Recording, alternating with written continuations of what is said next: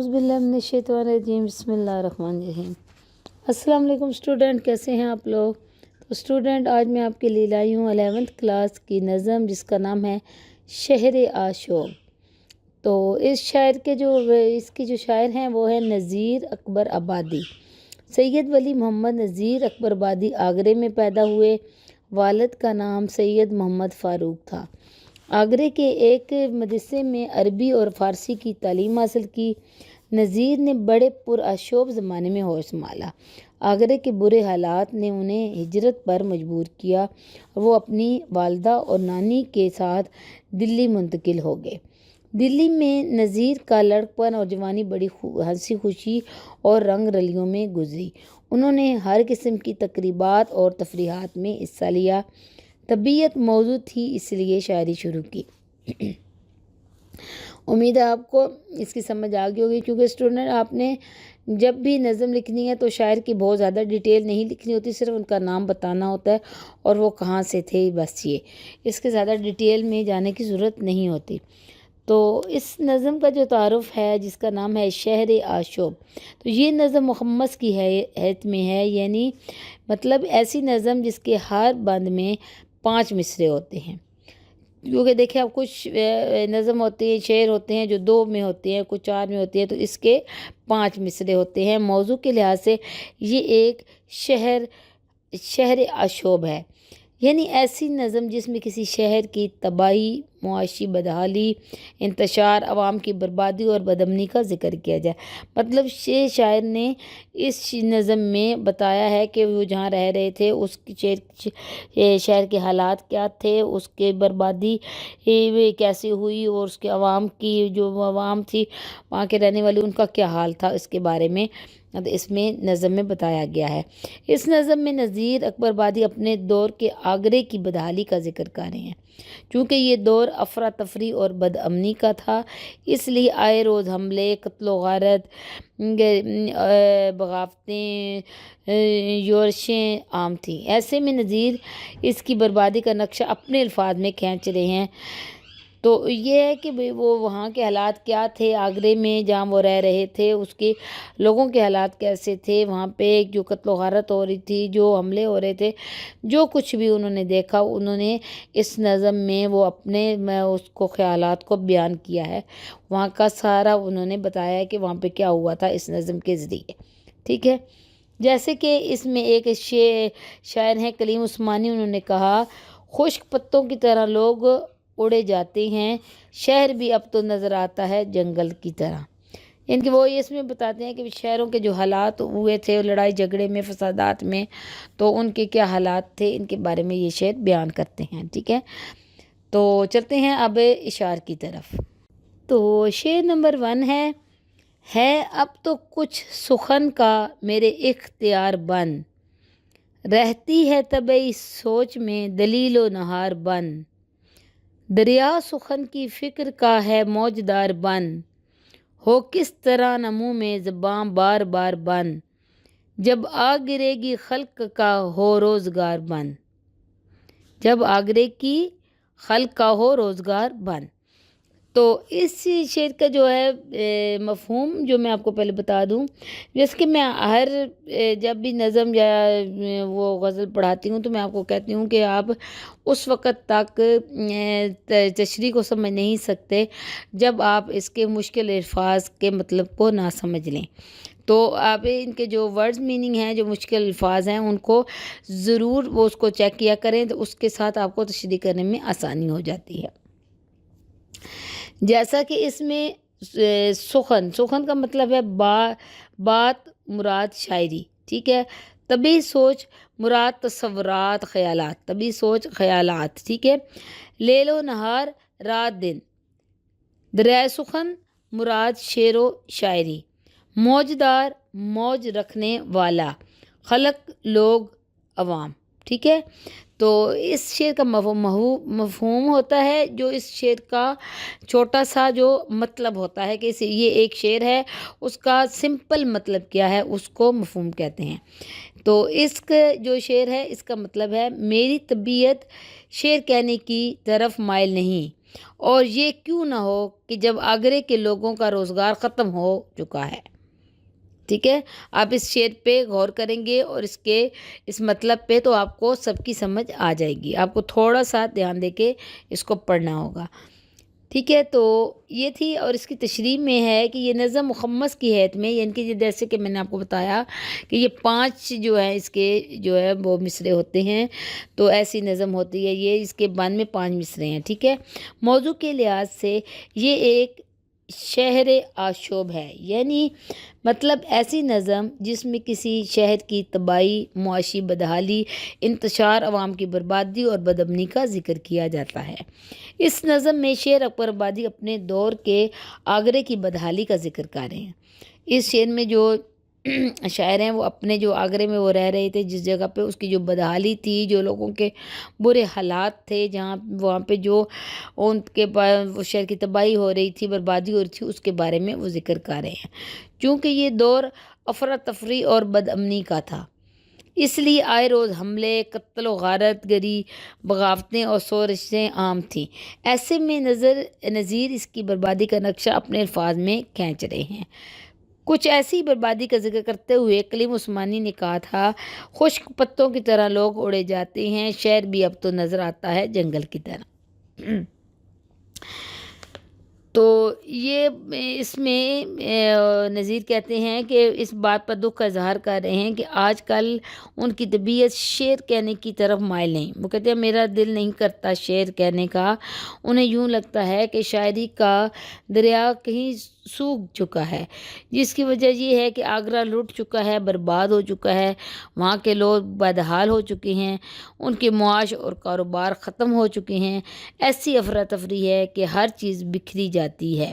اس لیے وہ سمجھتے ہیں کہ ایسے حالات میں ان کی طبیعت شہر کے لوگوں کی بدحالی دیکھ کر شعر کہنے کی طرف مائل نہیں ہے، یعنی کہ وہ اپنا شعر نہ کہنے کی وجہ بتا رہے ہیں۔ وہ کہتے ہیں کہ میرا شعر کہنے کا دل نہیں کرتا کہ جب میں آگرے کے لوگوں کے حالات دیکھتا ہوں، ان کی بربادی دیکھتا ہوں، ان کی بدحالی دیکھتا ہوں، ان کی طبیعت دیکھتا ہوں کہ وہ کیسے ماحول ہو گیا ہے اس کا، کہ کتنے وہ برباد ہو چکے ہیں معاشی لحاظ سے، کاروباری لحاظ سے۔ تو وہ کہتے ہیں ان کی طبیعت دیکھ کے، ان کے حالات دیکھ کر میرا شعر کہنے کا دل نہیں کرتا۔ ٹھیک ہے، اس شعر کا مطلب یہ تھا۔ امید ہے آپ کو سمجھ آ گئی ہوگی۔ تو چلتے ہیں نیکسٹ شعر کی طرف۔ شعر نمبر 2 ہے، بے روزگاری نے یہ دکھائی ہے مفلسی، کوٹھے کی چھت نہیں ہے یہ چھائی ہے مفلسی، دیوار و در کے بیچ سمائی ہے مفلسی، ہر گھر میں اس طرح سے بھر آئی ہے مفلسی، پانی کا ٹوٹ جاوے ہے جو ایک بار بند۔ ٹھیک ہے، تو اس کے جو ہے ورڈز میننگ میں روزگار، روزی کمانے کا ذریعہ، در کہتے ہیں دروازے کو۔ تو اس شعر کا جو مفہوم ہے جو شاعر بتا رہے ہیں، تو بے روزگاری نے ہر گھر میں مفلسی یعنی کہ غریبی کو اس طرح داخل کر دیا ہے جیسے بند ٹوٹنے کے بعد ہر گھر میں پانی داخل ہو جاتا ہے۔ اس شعر کا مطلب یہ ہے کہ وہ شاعر کہتا ہے کہ بے روزگاری ہے ہر گھر میں غریبی آ چکی ہے، تو ایسے محسوس ہوتا ہے جیسے کوئی بند ٹوٹ جائے اور گھر میں پانی آ جائے اور پانی ہر چیز کو بہا کر لے جاتا ہے، اس طرح ہر گھر کے حالات ہو چکے ہیں۔ تو تشریح میں ہے، نظیر آگرے کی بدحالی کا ذکر کرتے ہوئے کہتے ہیں، پورے آگرے میں بے روزگاری عام ہو چکی ہے۔ ظاہر ہے جب بے روزگاری کی وبا پھیل جائے گی تو پھر مفلسی گھروں میں ڈیرے ڈال لیتی ہے۔ ظاہر جب بے روزگاری ہوگی تو ہر گھر میں مفلسی ہوگی، غریبی ہوگی، کوئی روزگار نہیں ہوگا تو انسان اپنی جو ضروریات ہیں اس کو پورا نہیں کر سکتا، وہ دوسروں کا محتاج ہو جاتا ہے۔ یہ محتاجی انسان کو مایوسی اور کفر تک لے جاتی ہے۔ اس لیے نبی کریم صلی اللہ علیہ وسلم نے محتاجی سے پناہ مانگی ہے۔ یہ محتاجی ہی ہے جو انسان کو ذلت اور پستی میں گرا دیتی ہے۔ جب کوئی انسان کسی کا محتاج ہو جاتا ہے، اس کے پاس کوئی ضرورت کی اشیاء نہیں ہوتی، اس کو دوسروں کی مدد لینی پڑتی ہے، ہیلپ لینی پڑتی ہے، تو وہ اس کا اپنا نفس جو ہے وہ مایوس ہوتا ہے، اس کو مایوسی کا شکار ہو جاتا ہے انسان، اور اس کو تذلیل محسوس ہوتی ہے، تو شرمندگی محسوس ہوتی ہے، اور اسے ہر کام پر وہ اسے اس کام پر بھی مجبور کر دیتی ہے جو عام حالات میں وہ کرنے کا سوچ بھی نہیں سکتا۔ ٹھیک ہے، اس طرح یہ ایک شاعر نے یہ کہا ہے، جب آدمی کے حال پر آتی ہے مفلسی، کس کس طرح سے اس کو ستاتی ہے مفلسی، پیاسا تمام رات بٹھاتی ہے مفلسی، بھوکھا تمام رات سلاتی ہے مفلسی، یہ دکھ وہ جانے جس پر آتی ہے مفلسی۔ استغفر اللہ۔ تو یہ ٹھیک ہے، تو یہ شاعر نے جو ہے مفلسی مطلب غریبی کے بارے میں بتایا ہے کہ جو لوگ بے روزگار ہوتے ہیں، غریب ہوتے ہیں، تو کس طرح دوسروں کا محتاج ہو جاتے ہیں۔ تو وہ یہ کہتے ہیں کہ اس کا نتیجہ یہ نکلتا ہے کہ در و دیوار پر مفلسی سما جاتی ہے، یعنی مفلسی لوگوں کے ذہنوں کو متاثر کرتی ہے اور لوگوں کے قول و عمل کا حصہ بن جاتی ہے۔ جب لوگوں کی سوچ پست ہو جاتی ہے، مطلب ان کی سوچ نیچی ہو جاتی ہے، تو کردار میں بلندی کا تقاضا یا غبت ہو جاتا ہے، مطلب کہ وہ جب کسی کے محتاج ہو جاتے ہیں، وہ ان کے اندر جو ان کا نفس ہے، وہ کانفیڈنس ہے، وہ ختم ہو جاتا ہے، جس سے وہ مایوسی کا شکار ہو جاتے ہیں۔ پھر قومی کردار بھی تباہی کے دہانے پر آن کھڑا ہوتا ہے۔ قومیں غلامی اور پستی کی عادی ہو جاتی ہیں، جس کے گہرے اثرات آنے والی نسلوں پر مرتب ہوتے ہیں۔ اس مفلسی کا پھیلنا بالکل ایسا ہوتا ہے جیسے پانی کا بند ٹوٹ جاتا ہے اور پانی شہر، گاؤں یا قریے پر یلغار کر دیتا ہے، مطلب جیسے کہ پانی کا بند ٹوٹ جائے تو پانی گھروں میں داخل ہو جاتا ہے اور ہر چیز بہا کر لے جاتا ہے، اس سے روکنا ممکن نہیں رہتا، پھر وہ سیلاب، تباہی اور بربادی کا پیام بن جاتا ہے۔ اسی طرح کہتے ہیں مفلسی جو ہے، مفلسی کیا ہے؟ مفلسی کا مطلب ہے غریبی، غربت۔ جب کاروبار نہیں ہوگا، کسی کے پاس روزگار نہیں ہوگا تو وہ غریب ہوتا ہے، اس کے پاس کچھ نہیں ہوتا، وہ دوسروں کا محتاج ہو جاتا ہے۔ تو ایسے میں وہ کہتے ہیں کہ پھر اپنے پیچھے لٹے پھٹے گھر اور تباہ حال لوگ چھوڑ جاتا ہے، جو سیلاب پانی جیسے بہا کے لے جاتا ہے۔ اس طرح جو غریبی مفلسی ہے وہ لوگوں کے گھروں میں اس طرح داخل ہو جاتی ہے۔ نظیر بھی مفلسی کے سیلاب کو پانی کے سیلاب سے تشبیہ دیتے ہوئے اسے بربادی کا پیام کہتے ہیں۔ الغرض اس بند میں نظیر آگرے کے لوگوں کی بے روزگاری کا تذکرہ کرتے ہوئے اس کی معاشی بدحالی کا نقشہ کھینچ رہے ہیں، کہ وہ لوگوں کے نقشہ ایسے کھینچ رہے ہیں کہ ان کی غریبی مفلسی کو وہ پانی کے ساتھ تشبیہ دے رہے ہیں کہ جیسے بند ٹوٹ جائے، پانی گھروں میں داخل ہو جاتا ہے، سیلاب آتا ہے، ہر چیز بہا کے لے جاتا ہے، اسی طرح غریب لوگ جو دوسروں کا محتاج ہو جاتا ہے، جس کے پاس روزگار نہیں ہوتا، تو اس کے گھر کے حالات بھی ایسے ہو جاتے ہیں کہ کچھ باقی نہیں رہتا۔ ٹھیک ہے، امید ہے آپ کو سمجھ آ گئی ہوگی۔ چلتے ہیں نیکسٹ شعر کی طرف۔ شعر نمبر 3 ہے، صراف بنیے جوہری اور سیٹھ ساہوکار، دیتے تھے سب کو نقد سو کھاتے ہیں اب ادھار، بازار میں اڑے ہے پڑی خاک بے شمار، بیٹھے ہیں یوں دکانوں میں اپنے دکاندار، جیسے کہ چور بیٹھے ہوں قیدی قطار بن۔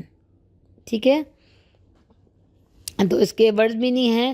صراف کا مطلب ہوتا ہے سونے کا کام کرنے والے، جوہری موتیوں کا کاروبار کرنے والے، سیٹھ مطلب بڑے دکاندار، ساہوکار سود پر روپیہ پیسہ ادھار دینے والے، خاک اڑانا مطلب تباہ و برباد ہو جانا۔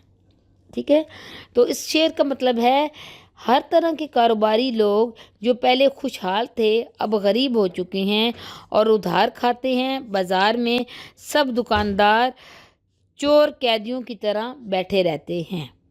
ٹھیک ہے، اس کا یہ مطلب تھا۔ تو چلتے ہیں تشریح کی طرف۔ تو اس شعر میں شاعر آگرے کی معاشی حالت کا نقشہ کھینچ رہے ہیں۔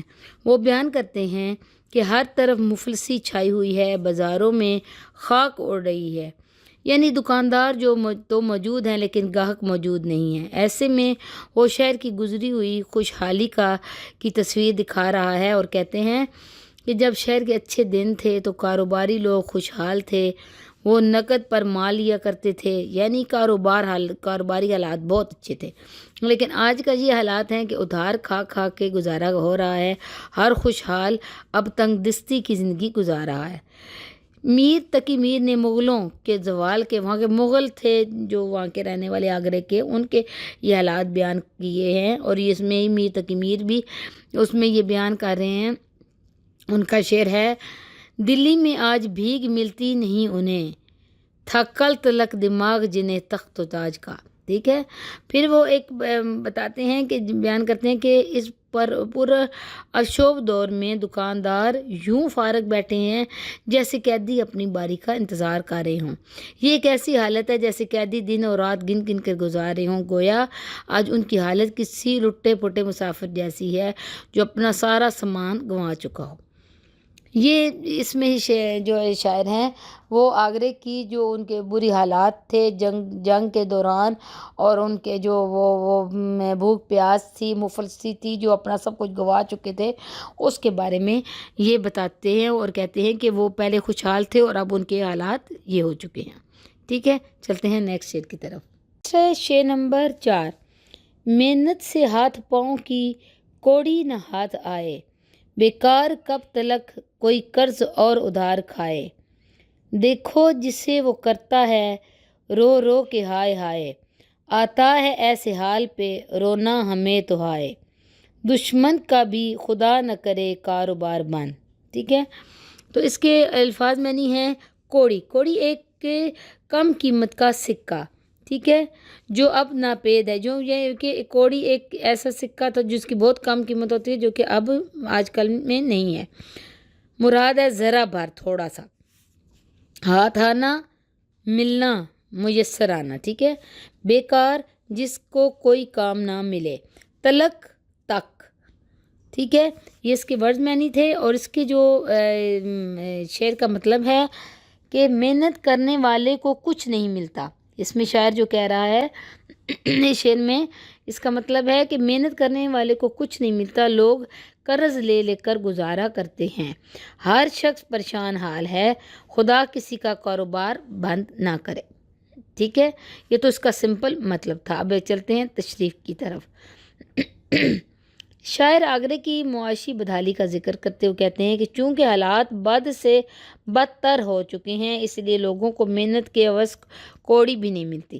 وہ کہتے ہیں لوگ تو محنت کرتے ہیں لیکن اس کے بدلے انہیں کچھ نہیں ملتا. مجبوراً لوگوں کو قرض لے کر کھانا پڑتا ہے. لیکن یہ بھی ایک مسئلہ ہے کہ آخر انسان کب تک قرض لے لے کر کھائے گا. آخر قرض خود انسان کا اعتبار گنوا دیتا ہے، ختم کر دیتا ہے. کہ وہ کہتا ہے کہ اس کا حالات بتاتے ہوئے کہتا ہے کہ جسے دیکھو وہ اپنا دکھ بیان کرتا ہے. ہر بندہ پریشان ہے، مصیبت کا مارا ہے، ہر طرف بدحالی ہے. ہر کوئی بھی شخص کسی آفت سے محفوظ نہیں ہے. اس سے کوئی نہ کوئی مسئلہ ہے. ہر شخص کے لیے کوئی نہ کوئی پریشانی بنی ہوئی ہے. تو وہ کہتا ہے مفلسی کا یہ دن بھی دکھائیں کہ ایسے حالات میں سوائے رونے کے اور کچھ بھی نہیں کر سکتا. لیکن جب بھی کوئی شخص اپنا دکھ دوسرے کو سناتا ہے تو وہ اس کو اپنا دکھ اس سے بھی زیادہ رو کر سناتا ہے کہ وہ بھی پریشان ہے، اس کا بھی وہ بھی غم کا مارا ہوا ہے. اس سے وہ کہتا ہے کہ اپنا دکھ کس کو سنائے، کہ کس کو سناتے ہیں تو وہ آگے سے اپنی تکلیف بیان کرتا ہے کہ وہاں کے حالات اتنے خراب ہیں کہ بد سے بدتر زندگی سب لوگ گزار رہے ہیں اور سب کے حالات خراب ہیں. ٹھیک ہے. یہ تھا شعر نمبر 4. امید آپ کو سمجھ آ گئی ہوگی. چلتے ہیں نیکسٹ. شعر نمبر 5 ہے. اس شہر کے فقیر بھکاری ہیں، بھکاری جو ہیں تباہ. اس شہر کے فقیر بھکاری جو ہیں تباہ، جس گھر میں جا سوال وہ کرتے ہیں خواہ مخواہ. بھوکے ہیں کچھ بجھائیو بابا خدا کی راہ، وہاں سے صدا آتی ہے پھر مانگو جب تو آ. کرتے ہیں ہونٹ اپنے وہ ہو شرم سار بن. ٹھیک ہے. تو اس کے ورڈ میننگ ہے بھکاری، خدا کے نام پر گداگری کرنے والے. خواہ مخواہ بے مطلب ویسے ہی. بجائیو مطلب بھجوا دو، دے دو. وہاں مطلب وہاں. ہونٹ بند کرنا، خاموش رہنا. صدا مطلب خاموش. تو اس شعر کا جو مفہوم ہے، مطلب ہے اس کا، اس شہر کی بھکاری بھی تباہ ہو چکی ہیں. وہ جس گھر میں جاتے ہیں وہاں سے انہیں پھر آنے کا کہہ دیا جاتا ہے. ٹھیک ہے. اس شعر کا یہ مطلب تھا. اب چلتے ہیں تشریح کی طرف. تو شاعر بدحالی کا نقشہ ان الفاظ میں کھینچ رہا ہے۔ شاعر بتاتے ہیں کہ اس کی وہاں کی بدحالی آگرے کی اتنی ہو چکی ہے کہ شہر میں تباہی اور بربادی کا یہ عالم ہے کہ شہر کے یہ جو فقیر ہیں، گداگر مانگنے والے بھکاری، وہ ان کو بھی کہیں سے بھیک نہیں ملتی۔ یوں تو ہم جانتے ہیں کہ جن لوگوں کو اللہ نے دے رکھا وہ غریبوں اور محتاجوں کی مدد کرنا اپنا فرض سمجھتے ہیں۔ یوں اللہ کی راہ میں غریب لوگوں کا بھی بھلا ہوتا رہتا ہے، ان کے گھر کا چولہا بھی جلتا رہتا ہے، لیکن یہ ایک ایسا چکر ہے جس سے دولت امیروں کے ہاتھ سے نکل کر غریبوں کے ہاتھ میں منتقل ہوتی رہتی ہے۔ لیکن بقول شاعر آگرے کی بربادی کا یہ حال ہے کہ وہ کہتے ہیں کہ اگر فقیر بھی کہیں سے بھیک مانگتا ہے، جس گھر میں جاتا ہے اس کو بھی خالی ہاتھ لوٹا دیا جاتا ہے، اس کو بھی وہاں سے بھیک نہیں ملتی اور ان کو کہہ دیا جاتا ہے، واپس خالی ہاتھ لوٹا دیا جاتا ہے اور کہا جاتا ہے کہ پھر آنا۔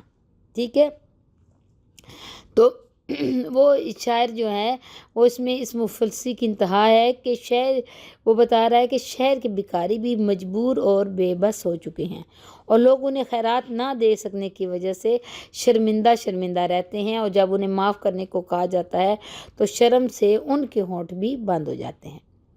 ٹھیک ہے، وہ کہتے ہیں کہ وہاں کے جو اتنا آگرے کا حالات خراب ہو چکی ہیں کہ جو بھکاری، جو امیر لوگ ان کی مدد کیا کرتے تھے، ان کی ہیلپ کیا کرتے تھے، خیرات دیا کرتے تھے، اب وہ بھی اتنے مجبور ہو کے ہیں کہ اگر کوئی بھکاری بھی آتا ہے تو اس کو بھی خالی ہاتھ لوٹا دیا جاتا ہے اور شرم سے شرمندہ ہو جاتے ہیں اور شرم سے ان کے ہونٹ بند ہو جاتے ہیں۔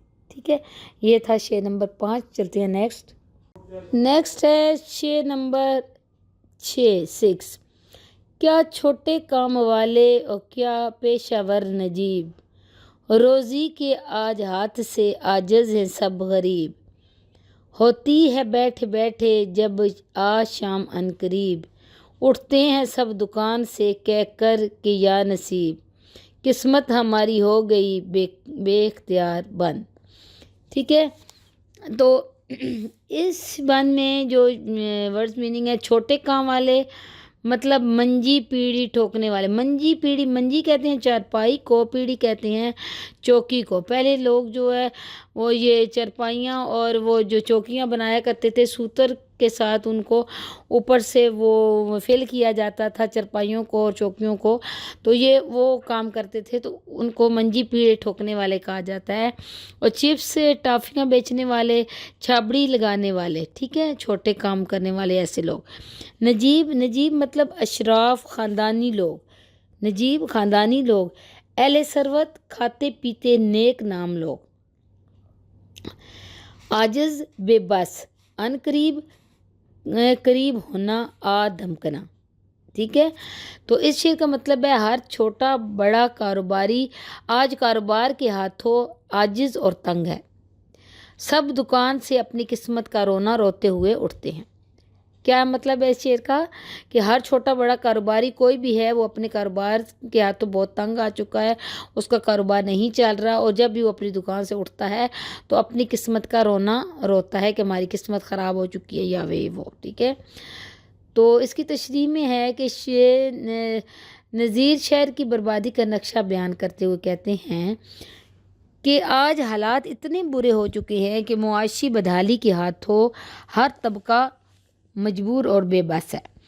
شاعر جو ہے وہ ان حالات کو بیان کرتے ہوئے کہتے ہیں کہ اس سے کہ حالات اتنے خراب ہو چکے ہیں اس شہر کے، کوئی چھوٹا کاروبار والا ہے یا بڑے کاروبار والا ہے، امیر ہے غریب ہے، سب جو بے مجبور اور بے کس ہیں۔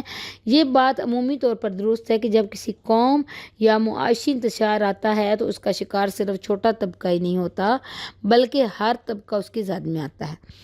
وہ کہتے ہیں کہ جب کوئی ایسا جو ہوتا ہے مسئلہ، کوئی ایسے بربادی ہوتی ہے تو وہ کہتے ہیں کہ صرف اس میں چھوٹا طبقہ ہی برباد نہیں ہوتا، جو امیر ہوتے ہیں جو لوگ وہ بھی اس میں اسی طرح پستے ہیں، ان کا بھی کاروبار ختم ہو جاتا ہے، ان کے بھی سب کچھ تباہ و برباد ہو جاتا ہے۔